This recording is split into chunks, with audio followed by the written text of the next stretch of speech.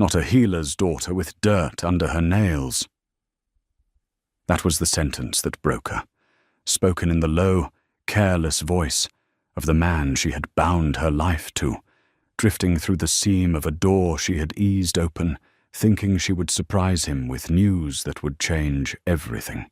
Maren Vostolo stood in the corridor of the ash spire keep with the cold of the stone floor rising through the soles of her bare feet, and she felt the mating bond that tethered her to AlphaKing Corvan Dregast go thin and brittle in the center of her chest, like a rope fraying under a slow blade.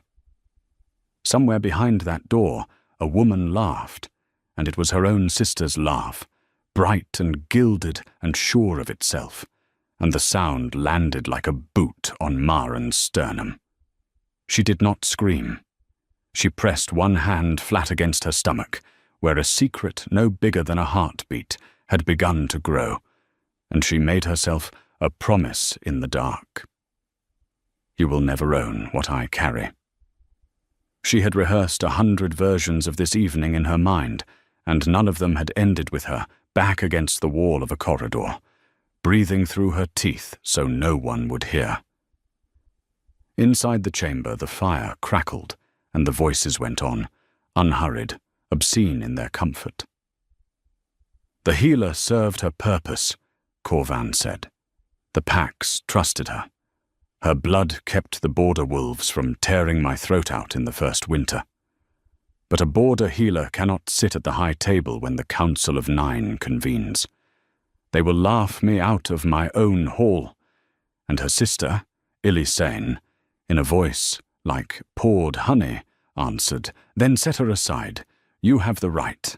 An AlphaKing may wed twice for the good of the pack. Let her keep her herbs and her hovel. Let me keep the crown. Maren closed her eyes. The floor did not open. The world did not end. It simply rearranged itself around a new and terrible fact, and she stood inside that fact and learned, in the space of 10 breaths, how to survive it.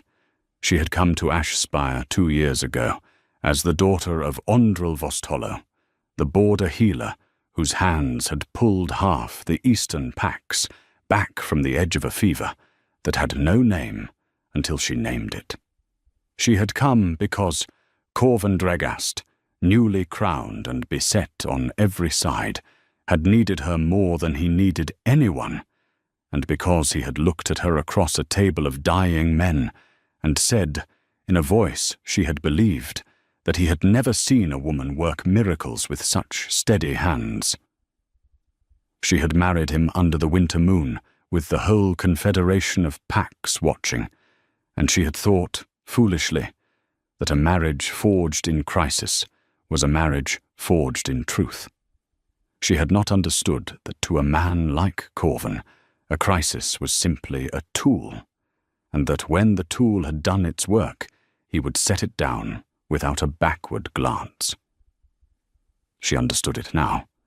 She understood it the way you understand a burn, only after you have already pulled your hand from the flame. She did not go into the room. That was the first choice, and later she would think of it as the choice that saved her life. A lesser woman, a younger woman, the woman she had been before this corridor, would have flung the door wide and demanded an answer, would have wept and pleaded and given them the satisfaction of her ruin. But Maren Vostolo had spent her childhood at the bedsides of the dying, and she had learned that the loudest grief is not the deepest, and that the people who scream are rarely the people who endure. So she turned. She walked back down the corridor on feet that had gone numb, past the tapestries of Dregast conquests, past the great iron sconces, past the sleeping guard who did not stir, and she went to the small stone room they had given her at the edge of the keep, the healer's room, the room that had never once felt like it belonged to a queen, because it had never been meant to. She lit a single candle.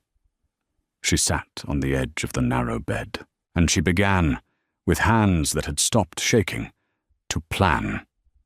The bond in her chest ached like a tooth going bad, a low, insistent throb that pulsed in time with her heart, and she pressed her palm to it and breathed.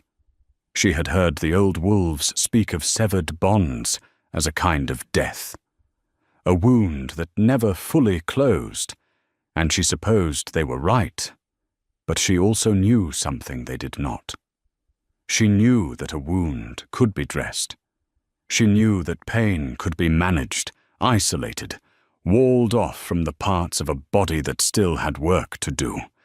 She had spent her life teaching frightened people that the thing that hurt was not the thing that killed, and now she would teach it to herself.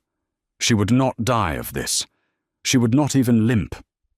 She would take the small life growing under her hand, and she would carry it somewhere Corvan Dregast would never think to look, and she would raise it to be everything he was too small and too frightened to be. She thought of her father, 3 years dead, and of the last thing he had ever said to her, his voice thin as paper. Never let a powerful man convince you that your worth is a gift he gives you. She had not understood it then. She had been young and in love with the idea of being needed by a king. She understood it now, in the candlelight, with the bond going cold in her chest and her sister's laughter still ringing in the marrow of her ears. Her worth was not Corvan's to grant, and it was not his to revoke. It had always been hers. He had simply borrowed it. And now she would take it back, and she would take it back so completely that one day he would stand in front of her and not recognize the shape of what he had thrown away. She blew out the candle. In the dark, she pressed both hands to her stomach and she whispered, once, so quietly that even the stones could not have carried it, "I have you. I have you. You are already free." Then she lay down, and for the last time, under Corvan Dregast's roof, she let herself weep, silently, until the weeping was done, and something harder had taken its place. By the time the first grey light seeped under the door, Maren Vostholo had already been awake for hours, and she had already become someone new. She rose without lighting the candle again, because she knew every inch of the room by touch, and she dressed in the plain travelling clothes she had worn when she first arrived, the coarse wool and the leather, the boots meant for mountain paths and not for marble floors. She did not put on the gowns Corvan had given her, the silks the colour of deep water, the furs that had cost more than her father had earned in a decade of saving lives. She folded them and left them on the chair, a small deliberate cruelty aimed at no one but herself, a reminder that she was leaving behind nothing that had ever truly been hers. Then she took the ring from her finger.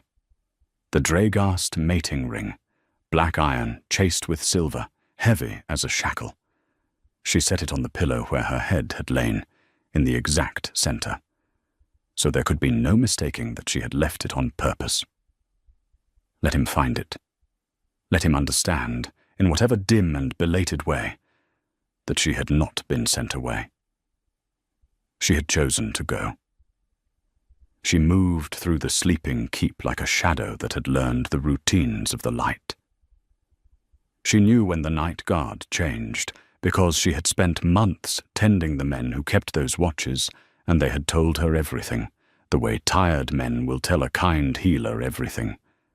She knew which door to the lower kitchens was left unbarred for the pre-dawn deliveries. She knew the name of the stable boy who owed her his hand, because she had set the bones after a war horse, crushed it, and refused to let the master of horse dismiss him as useless. His name was Teodrin, and he was 14 years old, and he was waiting for her in the dark of the stable with a saddled horse, and a look on his face like a boy about to commit treason for the only person who had ever been kind to him. "You said you'd tell no one," she whispered, and he nodded so hard his whole body shook, and she gripped his shoulder once, firmly, and said, "Then you never saw me. Do you understand? You slept through the whole night." He understood. He was a border child, like her. He understood loyalty the way the high-born never would, as a thing you paid for in silence and risk and never spoke of again. But she hadn't come to the stable to take a horse she would owe a king for. She had come for the thing she had hidden there 11 months ago. In the first week, she had begun to suspect that her marriage was not what she had believed. Behind a loose stone in the wall of the last stall, where no groom ever bothered to sweep, she had built herself a door out of a life she had not yet admitted was a trap. She worked the stone free with her fingers and drew out an oilcloth bundle, and inside it was everything she had quietly set aside across 2 years of being underestimated. There were the gemstones she had been paid in tribute by the grateful packs of the far reaches, jewels a queen was supposed to hand to the treasury and never had, because some deep animal part of her had known to keep them.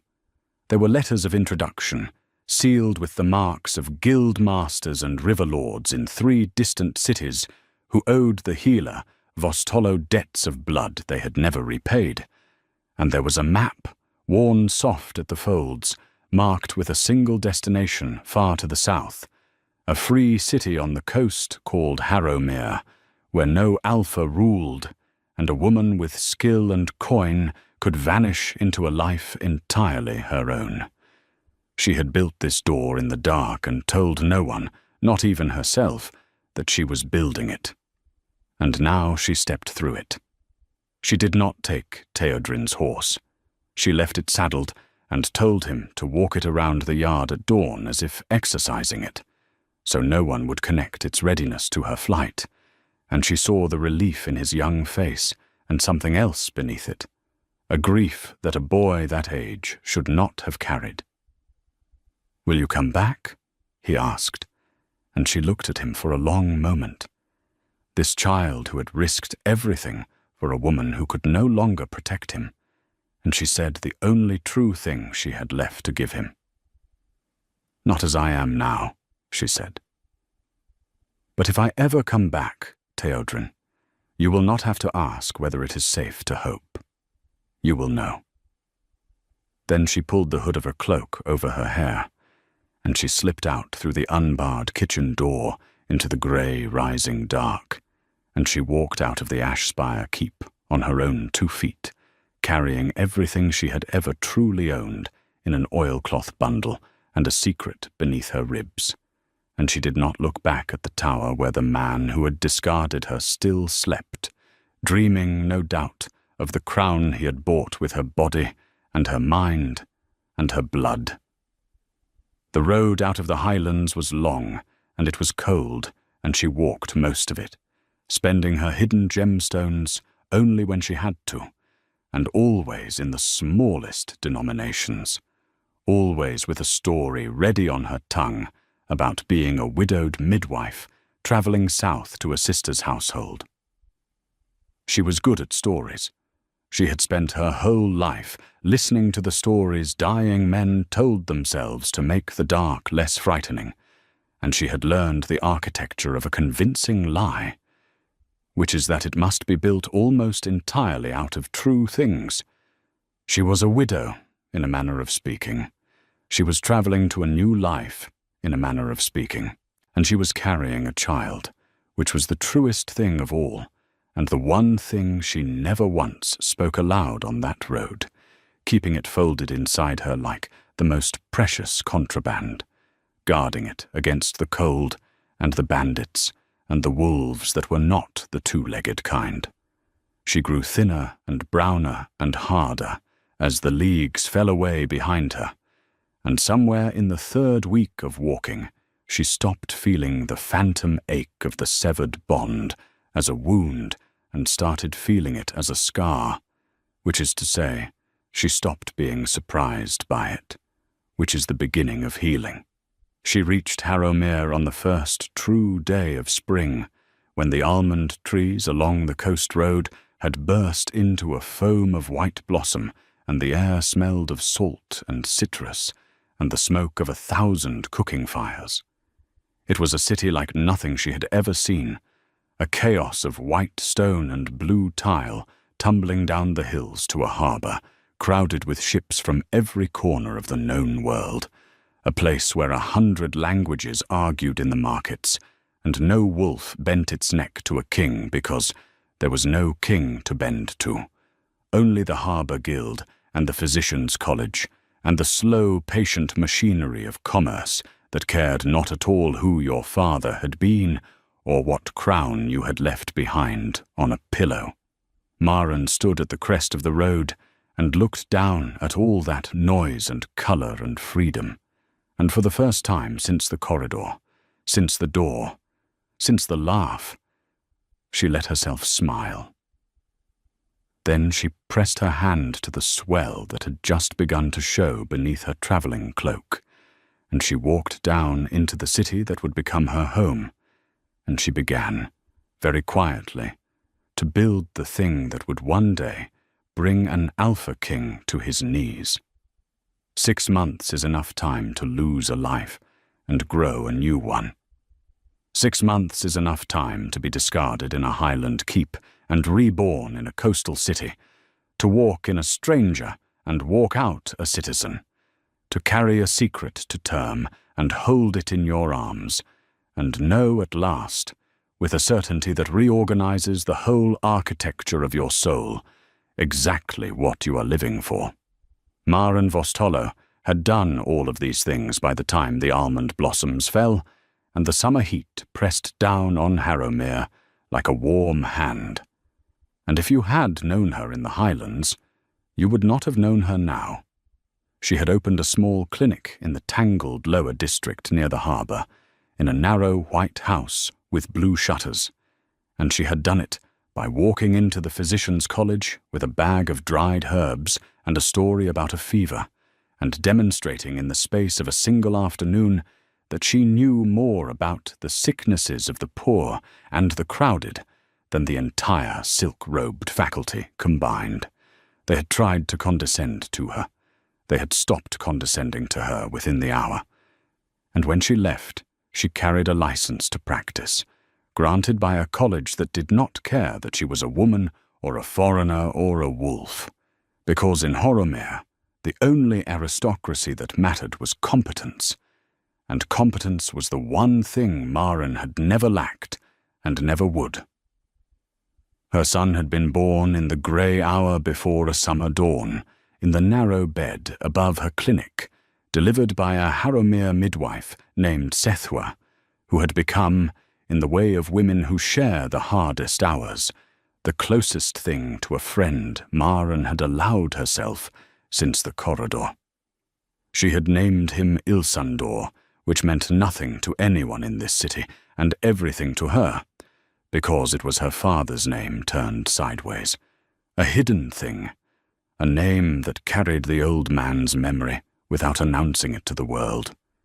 He had his father's dark hair, and she was terrified to see the beginning of his father's grey eyes, but he had her hands, small and precise, and always reaching, and when she looked at those hands, she knew he would be a builder and not a breaker, a healer and not a taker, and the knowledge steadied her the way nothing else could. She would raise him to be everything Corvin was too frightened to be. She would raise him free. The clinic prospered because Maren was very good and because she did not turn away the harbour poor, and prosperity in Harrowmere had a way of pulling a person upward through the layers of the city, whether they wished it or not. Within 4 months, the harbour masters were sending for her, when their fever-struck sailors couldn't be moved, and within 5, the physicians' college had asked her, with a stiffness that told her how much it cost them, to lecture their students on the treatment of the crowd sicknesses she understood better than anyone alive.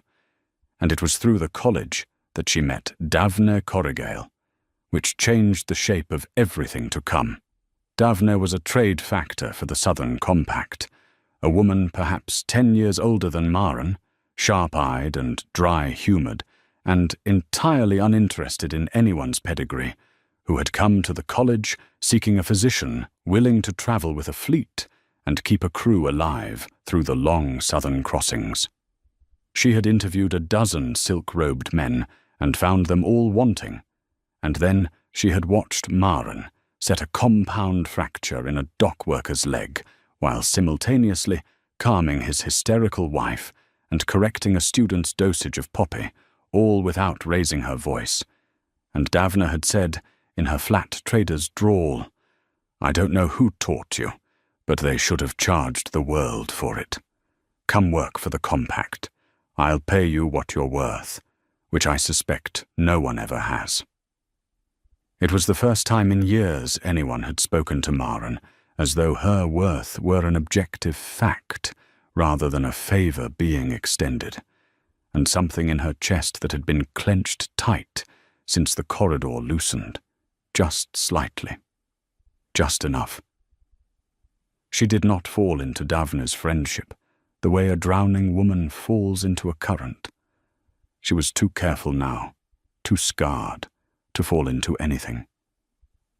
But she let the older woman in, one guarded step at a time, and she learned that Davna Corrigal had been betrayed once, too, long ago, by a husband who had tried to sign away her share of a trading house while she was at sea, and that Davna had come home to find the papers on the table and had spent the next decade methodically, legally, ruinously dismantling everything the man owned until he had nothing left but the memory of what he'd tried to steal.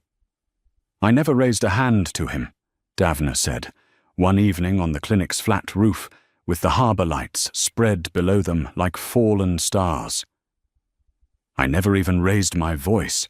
I just made myself impossible to survive without, and then I survived without him. That's the only revenge worth having, healer. You don't burn their house down. You buy the ground it stands on." Maren listened to this and filed it away, because she was a woman who filed things away, and because a part of her had begun, in the safety of Harrowmere, to think about the Highlands again. Not with the raw grief of the first weeks, but with a cold and patient curiosity, the way a physician might return to study a disease that had nearly killed her.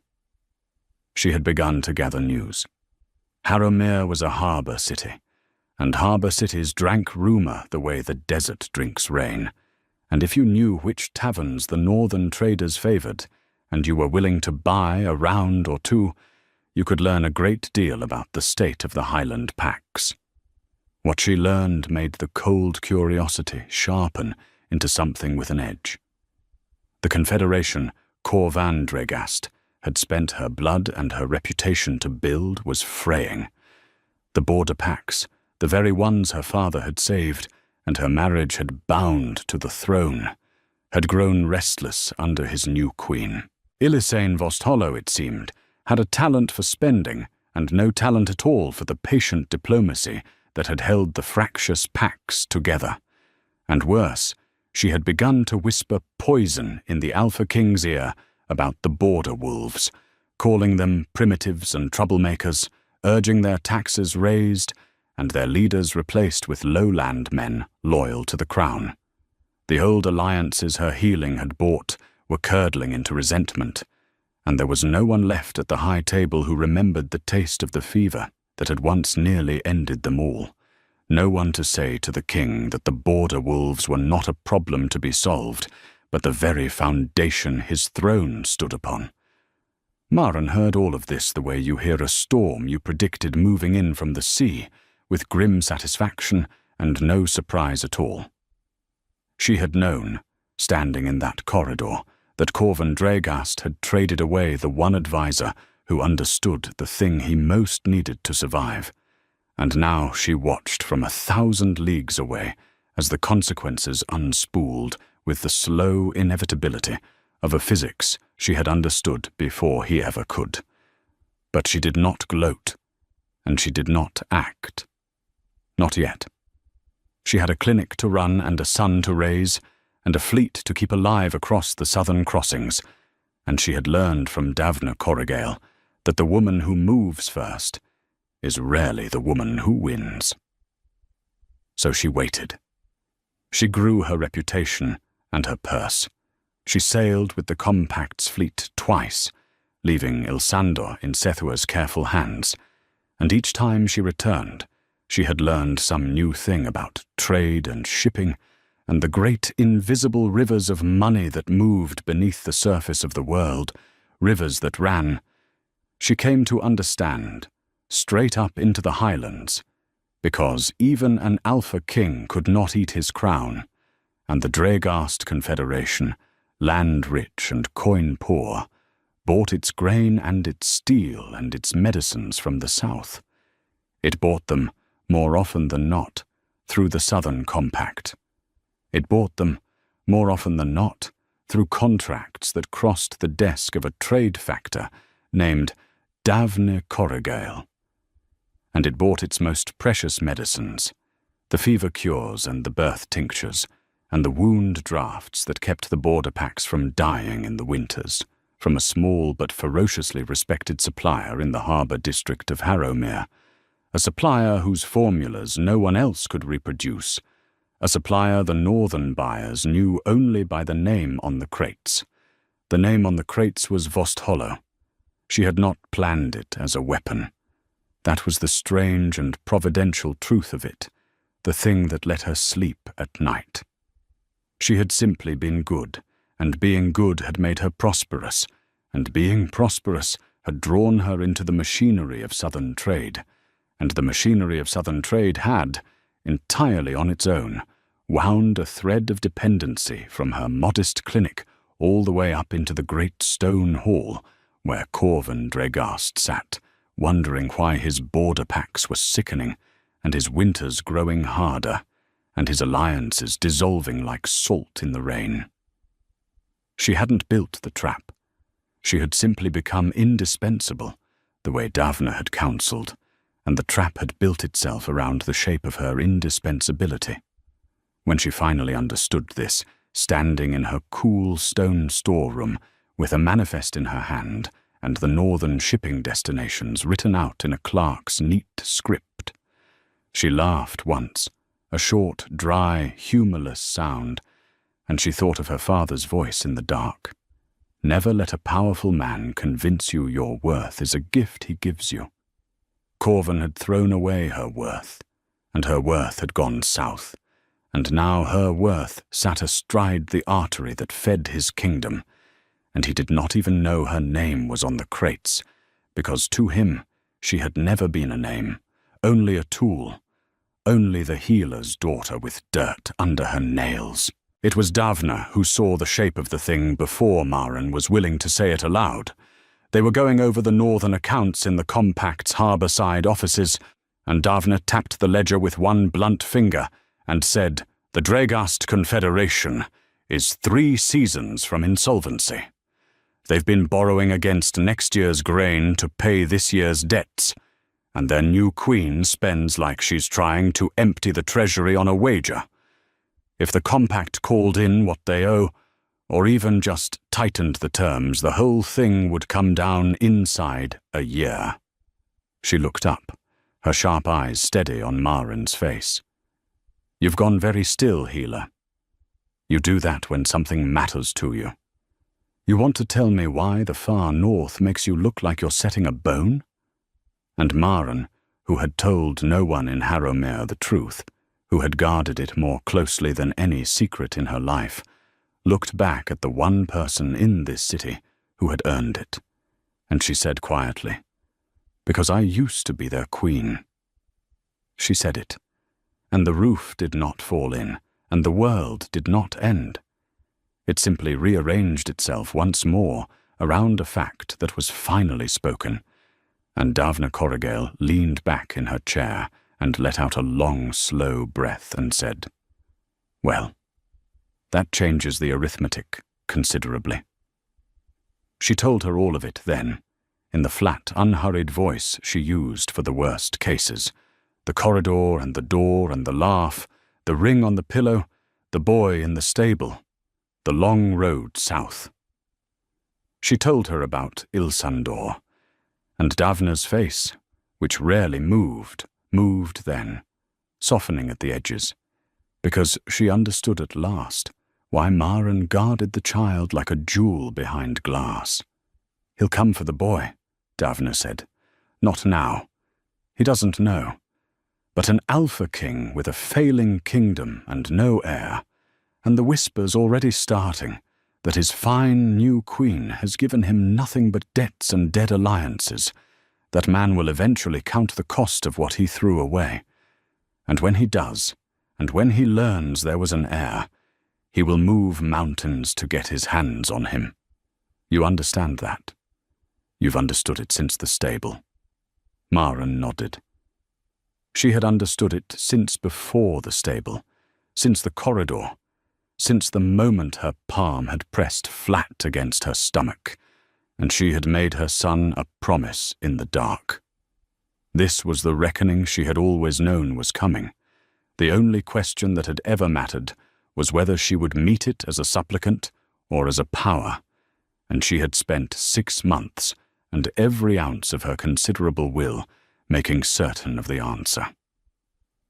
The reckoning came, as these things do, disguised as something ordinary. It came in the form of a delegation. The Dragast Confederation, choking on its debts and desperate to renegotiate the terms of its southern lifelines, sent an envoy to Harrowmere to plead with the Southern Compact and to secure, above all, a stable supply of the border medicines that were keeping its restive packs from open revolt. It was a measure of how far the kingdom had fallen that they sent not a mere secretary, but a great personage, a man who had once stood at the Alpha King's right hand, dispatched south to grovel to merchants, because there was no one else with the standing to save them.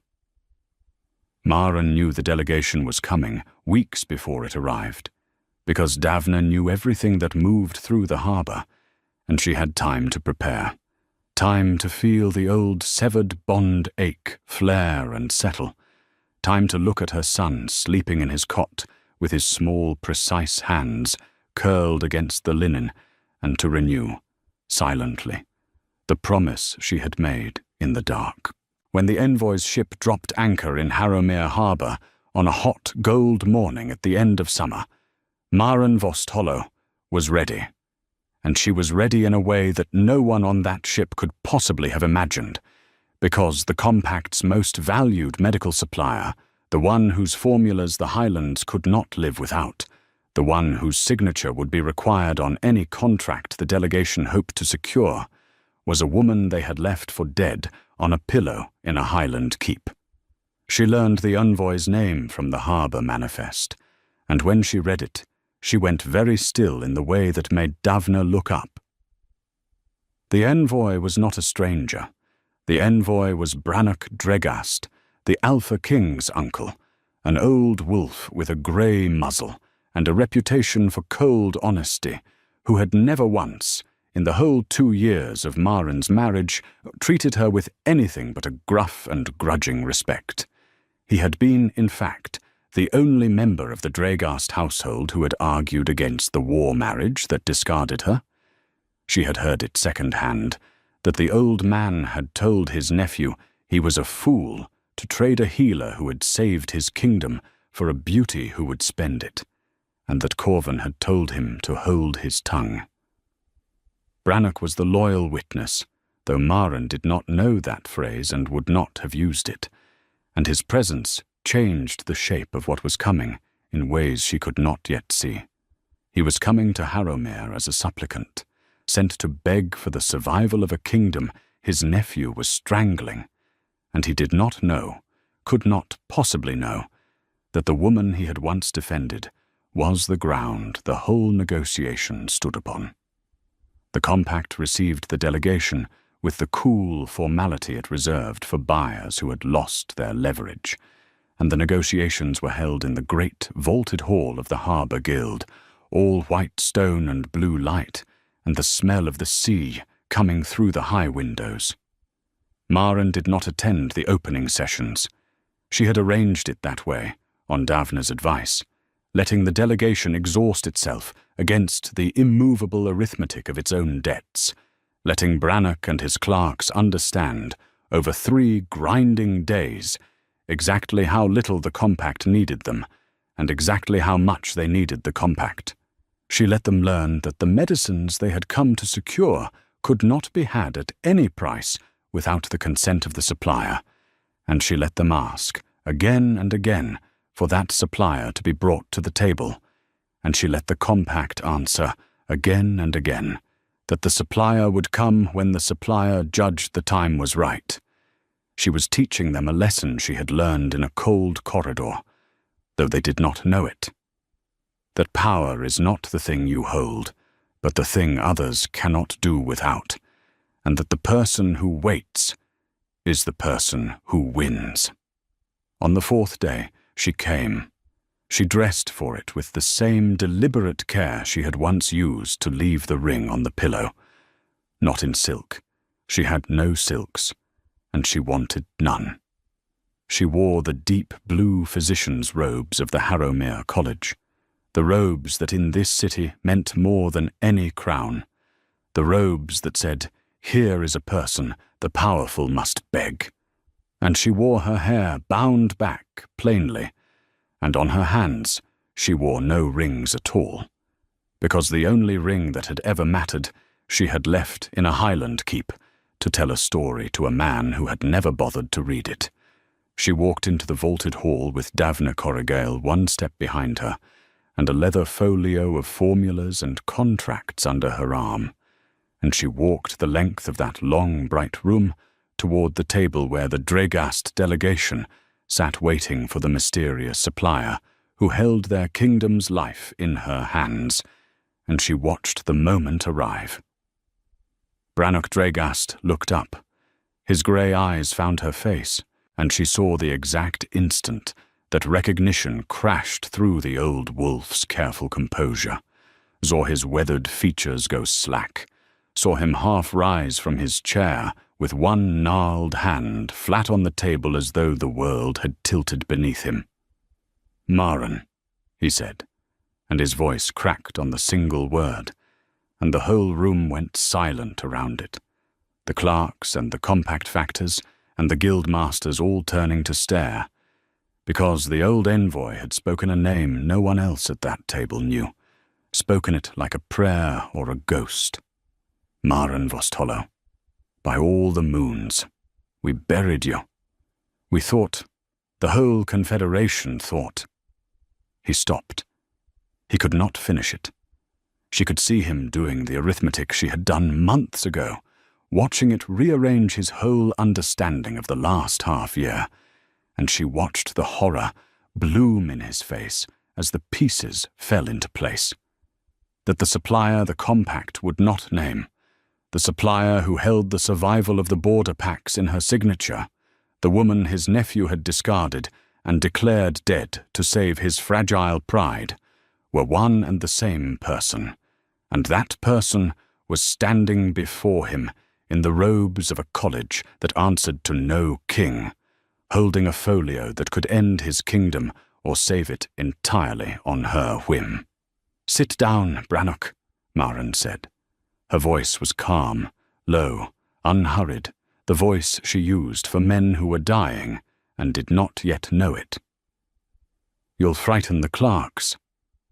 She set the folio on the table and drew out her chair and settled into it with the ease of a woman entirely at home in her own power, and she folded her hands and looked at the old wolf across the polished wood, and for a long moment she simply let him look at her.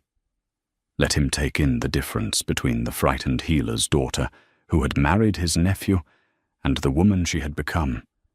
The physician the physician's college begged to lecture. The supplier the compact protected, the one indispensable name on the crates. "You did not bury me," she said at last. "I left." There is a considerable difference, though I understand why the story you were told preferred the first version. It is always easier to mourn a woman than to explain why you drove her away. Brannock Dregast lowered himself slowly back into his chair, like a man whose bones had aged a decade in the space of a minute. "He said you'd fled in shame," the old wolf said hoarsely. When the border packs asked, he said the healer's daughter couldn't bear the weight of the crown and ran back to the mountains. And then when you couldn't be found, he let it be said you'd died on the road. Ilizane wore mourning for a week. There was a stone raised for you in the keep gardens. He shook his grey head, and Maren saw that his shame was real, that the old man had grieved her honestly and been lied to, and something in her that had gone hard as flint softened by a single degree, because Brannock had defended her once and been overruled, and there is a particular kind of loyalty that survives even in the households of tyrants, held in the hearts of the honest few who see clearly and are not listened to. "I told him," Brannock went on, more to himself than to her now. "I told him he was a fool. I told him you were worth 10 of her, that you'd saved us when the fever came, that the border packs loved you and would never love the lowland woman. He wouldn't hear it. And now the border burns and the treasury's empty, and I'm sent south to beg medicines from a supplier who turns out to be the very woman we threw into the dark." He laughed then, a terrible dry sound with no humour in it at all, an old man's laugh at the exquisite cruelty of the world. "You could destroy us with a word. You know that. You could let the pack sicken and die and watch the whole confederation come apart, and you'd be within every right the moons ever granted." "Yes," Maren said, "I could." And she let that sit in the vaulted air between them, let the whole silent hall feel the weight of it. Because it was true, and because he needed to understand that it was true before anything else could happen. She had spent 6 months, and every ounce of her will earning the right to say that single word, and she was not going to rush past it to soothe an old man's conscience.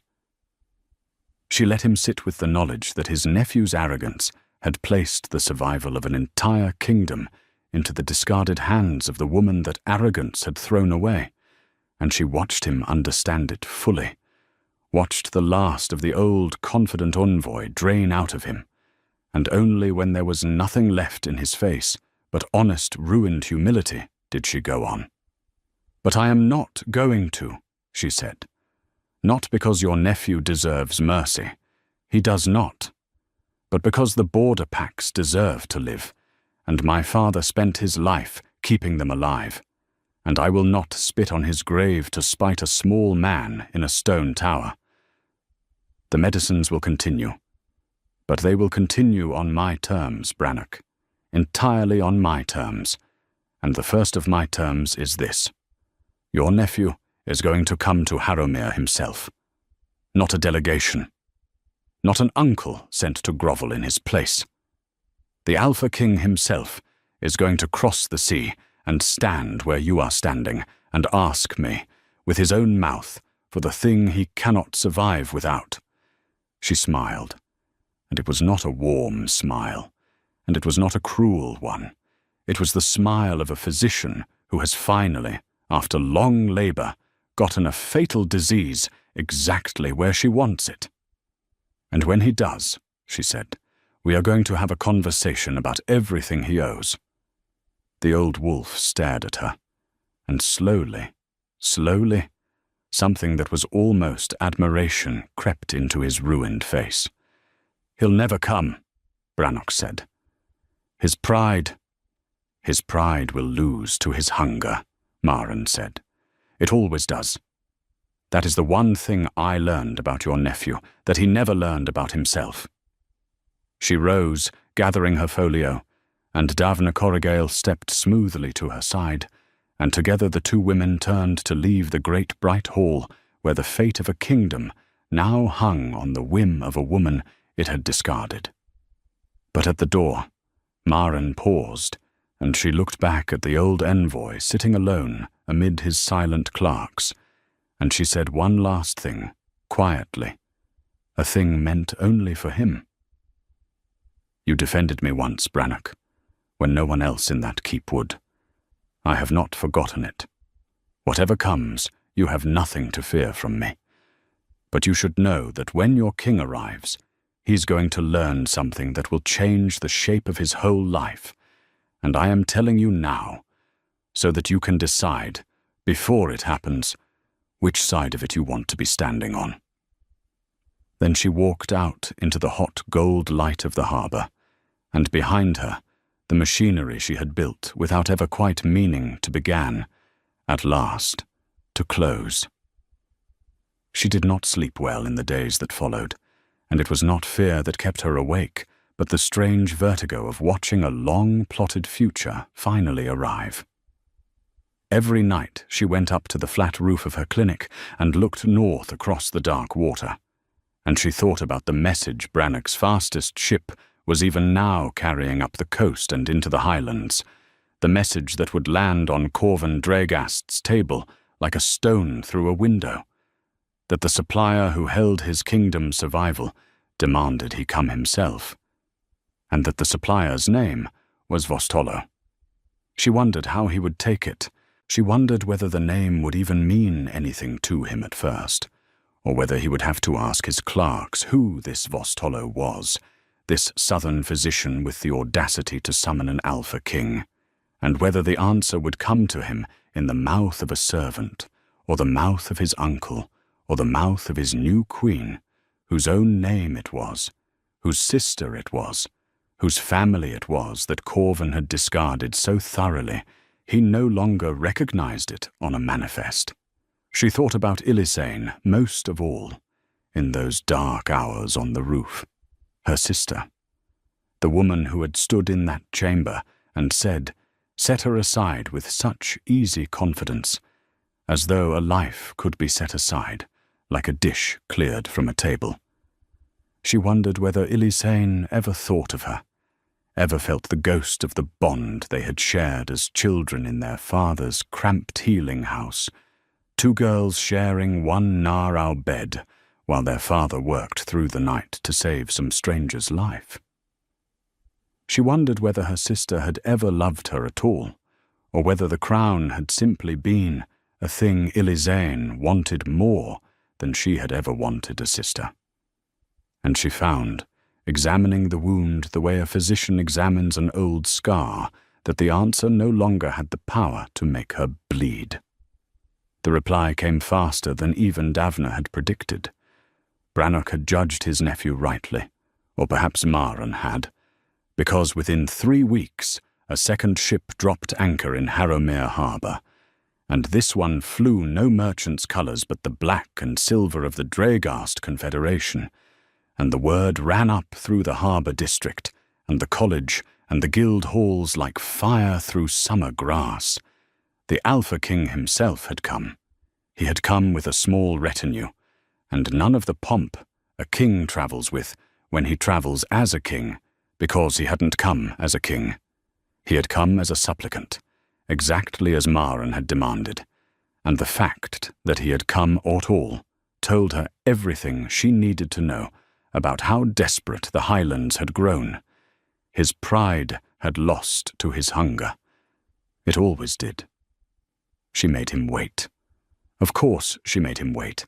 She had learned patience in a corridor and refined it into a weapon in Harrowmere, and she was not about to squander it, now that the whole long game had come down to its final moves.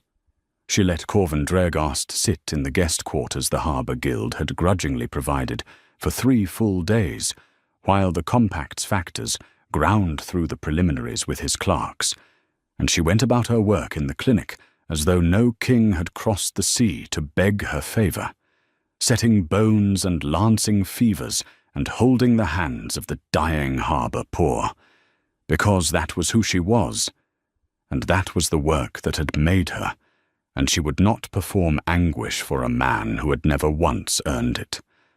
But on the 3rd night she stood again on her roof, and she looked north, and then she looked down at the harbour, where his black ship rode at anchor, and she let herself feel, for one measured hour, the full weight of everything that had brought her here.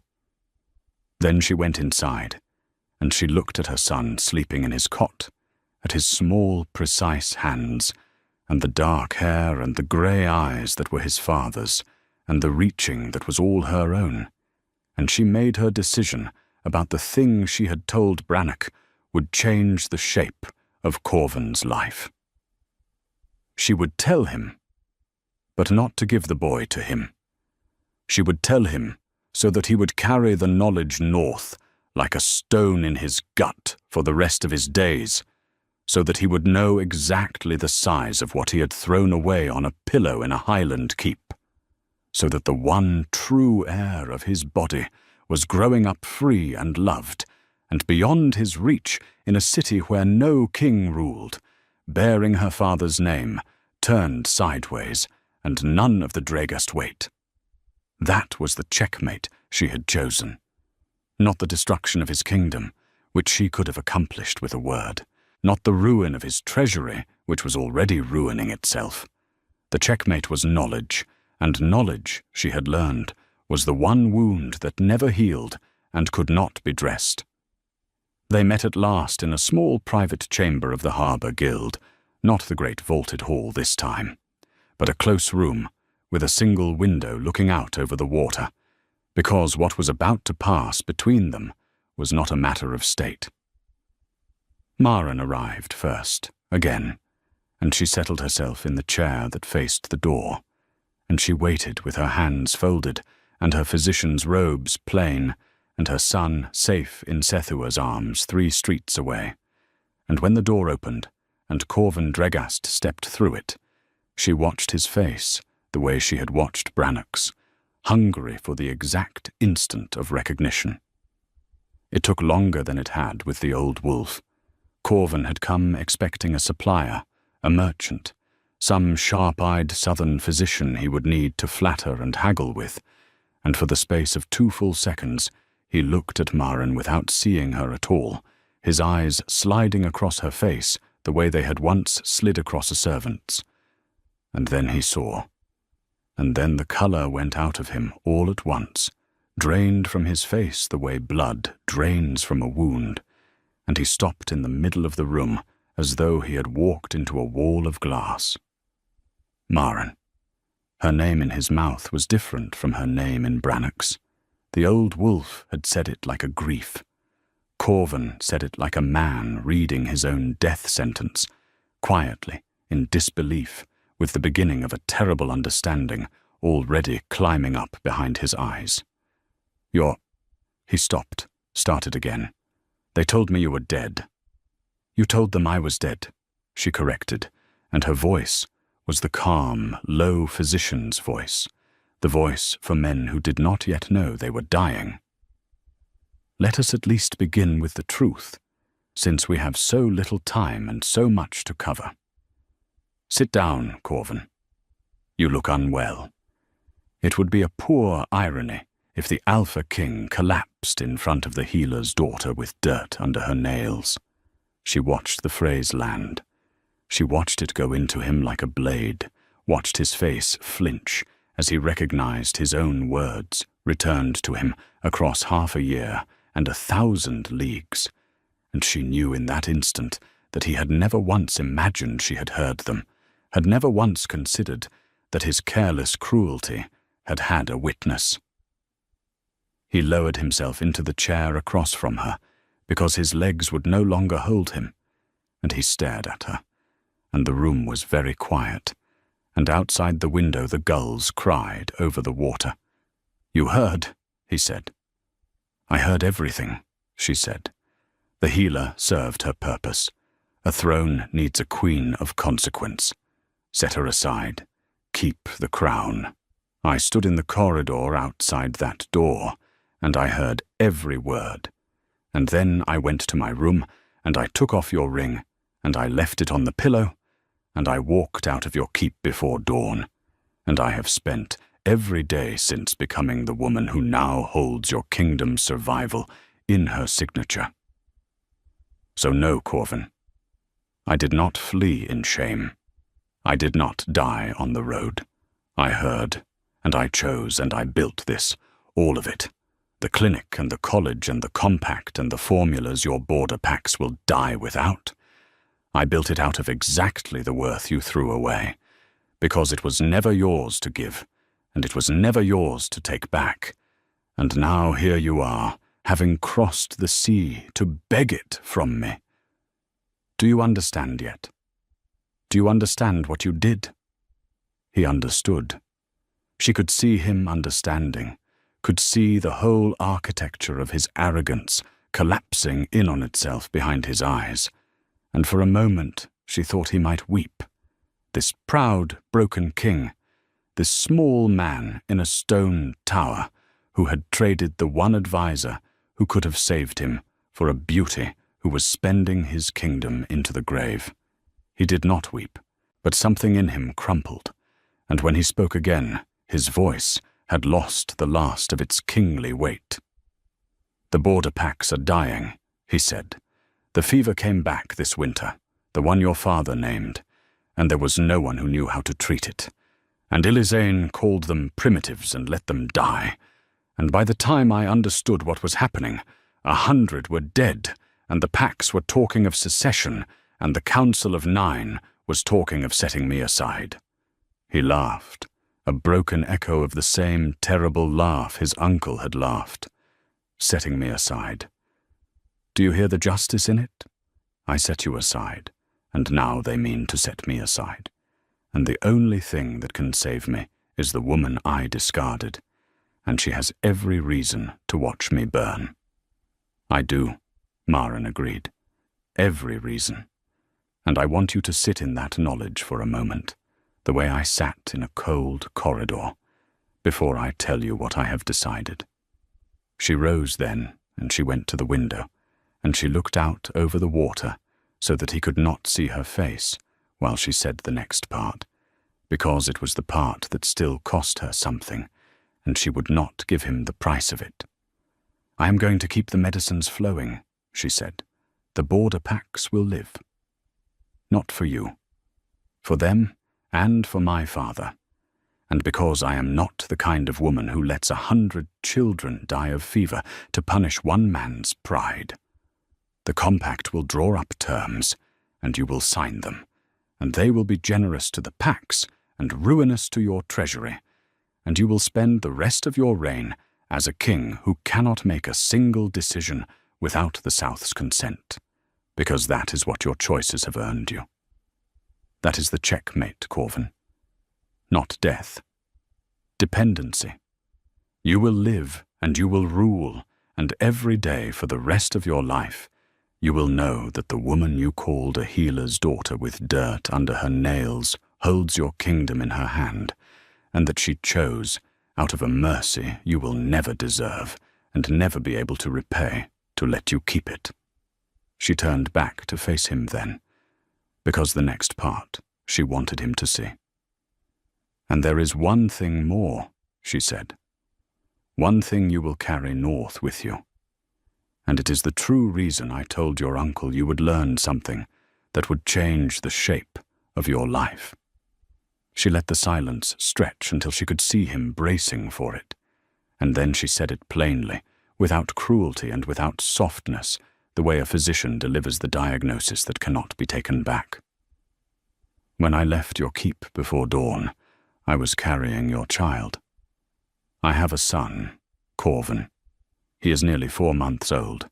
He has your dark hair and your grey eyes, and he has my hands, and his name is Ilsandor, and he is growing up in this city, free and loved and beyond your reach, and you will never meet him.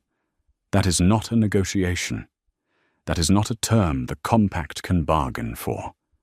You threw away the healer, and in throwing away the healer, you threw away the only true heir your body will ever produce, and now you will go home to your queen of consequence, who has given you nothing but debts and dead packs, and you will know, every day for the rest of your life, that somewhere across the sea, your son is learning to walk in a house you will never enter, and that his mother made certain of it before the sun ever rose."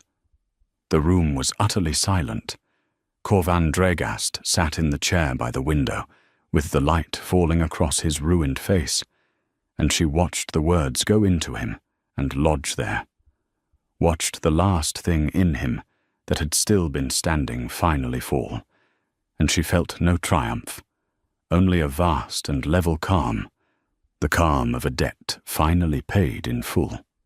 He did not beg.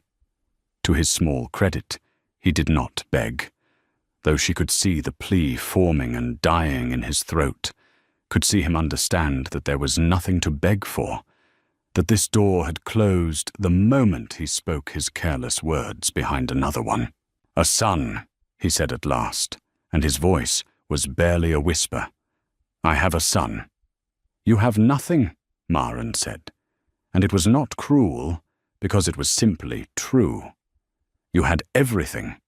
You had a healer who saved your kingdom, and a partner who understood the thing you most needed to survive, and a child growing in her body that you never even knew to want, and you traded all of it for a crown and a beautiful woman. And now the crown is a chain, and the woman is a ruin, and the child is mine. This is not revenge, Corvan. I want you to understand that, because it matters to me that you understand it. I did not build any of this to hurt you. I built it to survive you. And to survive you, I had to become so much more than the small thing you named me. And the hurting of you is only what happens to a man who stands in the path of a woman who has finally learned her own worth. You are not the story. You never were. You were only the door I had to walk out of to find it." She gathered her folio then, and she walked to the chamber door, and she paused with her hand on the latch exactly as she had paused before, because there was one last thing, and it was for him and not for her. "The compact will bring you the terms tomorrow," she said. "Sign them, and your packs will live, and you will keep your throne, such as it is. Refuse them, and I will let the medicine stop, and I will watch the Confederation come apart from a very great distance, and I will not lose a single hour of sleep over it, because I have a son to raise, and a clinic to run, and a life that has nothing whatsoever to do with you. The choice is yours. It is, I think, the first real choice you have been given since you made the wrong one behind that door." And then she opened the latch and she walked out into the corridor of the Harbour Guild, and she didn't look back at the man who had discarded her, now sitting alone in a small, bright room with the ruin of his whole life spread out before him, and she felt the severed bond in her chest give one last faint pulse, and then, at long last, go quiet, healed over into a scar she would carry forever, and never again mistake for a wound. He signed the terms. Of course he signed them. His pride had already lost to his hunger once, and it lost again, as it always would. The compact's factors reported that he signed without a single argument, that he sat through the entire reading of the ruinous conditions in a silence that unnerved even Davna, and that when it was done, he asked only one question, whether he might be permitted to see the child before he sailed north, and that the answer, delivered by Davna Corrigale in her flattest trader's drawl, was a single word. No. He sailed on the morning tide 2 days later, and Brannock Dregast did not sail with him. The old wolf came instead to Maren's clinic in the harbour district, alone, and he stood in the doorway of that narrow white house with the blue shutters, and asked, with the humility of a man who had chosen his side, whether an old fool who had defended her once might be permitted to stay in the south and be of some small use to the woman who now held his family's fate. And Maren, who did not forget her debts any more than she forgot her wounds, told him he could stay.